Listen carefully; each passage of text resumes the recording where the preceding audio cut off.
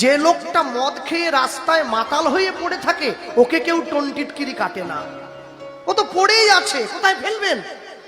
যে মানুষটা জপের মালা হাতে নিয়ে, কপালে স্বরূপ নিয়ে, গলায় তুলসীর মালা নিয়ে পথ দিয়ে হেঁটে যায় তাকে সবাই টোন কাটে কেন বলুন তো?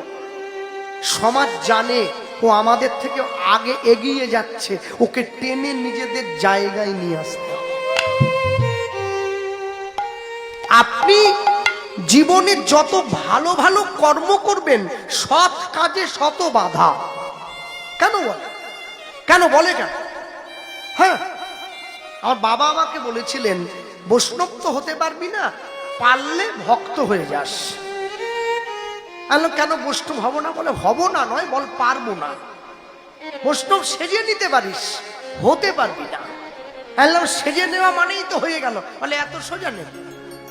চিতাবাঘের গায়েও তো লম্বা লম্বা লম্বা লম্বা দাগ আছে, হলুদের উপরে কালো কালো দাগ আছে না?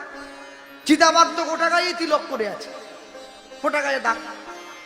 চিতাবাঘ কি বৈষ্ণব?